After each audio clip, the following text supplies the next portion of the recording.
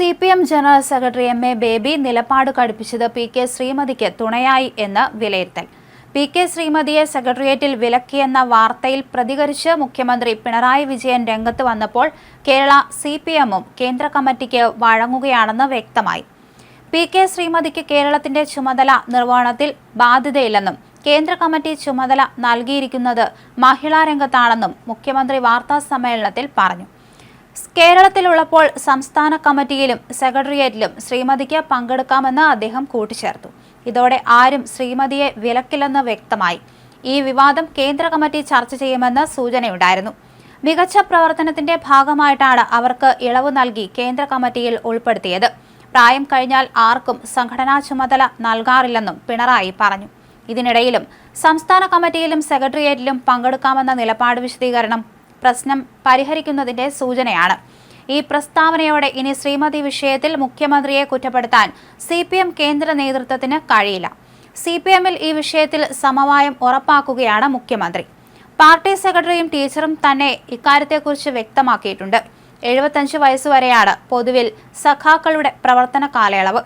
രാജ്യത്താകെ ഞങ്ങളെടുത്ത നിലപാടാണിത്. എന്നാൽ അതിൽ ചില ഇളവ് നൽകിയിട്ടുണ്ട്. അതിൽ ഒരാളാണ് ഞാൻ. AK ബാലൻ, ശ്രീമതി ടീച്ചർ, ആനാവൂർ നാഗപ്പൻ എന്നിവർക്ക് ഇതിന്റെ ഭാഗമായി ഒഴിയേണ്ടി വന്നു. പാർട്ടി കോൺഗ്രസ് നടക്കുന്ന ഘട്ടത്തിൽ രാജ്യത്തെ സ്ഥിതിഗതികൾ പരിശോധിച്ചു. മഹിളാ രംഗത്ത് നല്ല പ്രവർത്തനമാണ് ശ്രീമതി ടീച്ചർ കാഴ്ചവെച്ചിട്ടുള്ളത്.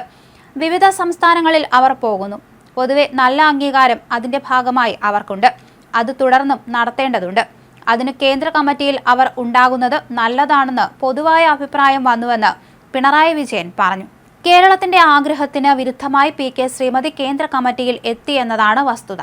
ഇത് കാരണം ഒരാളെ പുതിയതായി കേന്ദ്ര കമ്മിറ്റിയിൽ എത്തിക്കാൻ കഴിയാതെ പോയി.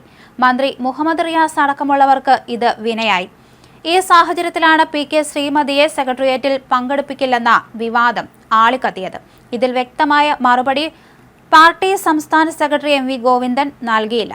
എന്നാൽ കേന്ദ്ര കമ്മിറ്റി അംഗത്തിന് സെക്രട്ടേറിയറ്റിൽ പങ്കെടുക്കാമെന്ന് എം എ ബേബി തുറന്നു പറഞ്ഞു. മഹാരാഷ്ട്ര, ബംഗാൾ ഘടകങ്ങളും എതിർപ്പിലായി. ഇത് മനസ്സിലാക്കിയാണ് പിണറായി തന്നെ വിവാദത്തിന് അവസാനമിടുന്നത്. കേന്ദ്ര കോട്ടയിൽ ഉൾപ്പെടുത്തിയാണ് അവർക്ക് ഇളവ് നൽകിയത്. അത് സംസ്ഥാനത്തിന്റെ ഭാഗമായിട്ടല്ല. സാധാരണഗതിയിൽ അവർ പ്രവർത്തിക്കുന്നത് രാജ്യത്താകെയാണ്, കേരളത്തിലല്ല. കേരളത്തിലാണ് അവർ ജീവിക്കുന്നത്. അങ്ങനെയാകുമ്പോൾ കേരളത്തിലുണ്ടാകുന്ന ഘട്ടത്തിൽ സംസ്ഥാന കമ്മിറ്റി യോഗം നടക്കുമ്പോൾ അതിൽ പങ്കെടുക്കും. സംസ്ഥാന കമ്മിറ്റി യോഗത്തിന്റെ ഭാഗമായി നടക്കുന്ന സെക്രട്ടേറിയറ്റ് യോഗത്തിൽ പങ്കെടുത്തെന്ന് വരും. ഇതാണ് സാധാരണ നിലയ്ക്ക് സംഭവിക്കുക. ഇവരുടെ കൂടെ ഒഴിഞ്ഞ സംസ്ഥാന സെക്രട്ടേറിയറ്റിൽ ഉണ്ടായിരുന്ന AK ബാലൻ സംസ്ഥാന കമ്മിറ്റി യോഗത്തിൽ മാത്രമാണ് പങ്കെടുക്കുന്നത്. പ്രായം കഴിഞ്ഞാൽ സംഘടനാ ചുമതല നൽകാറില്ല.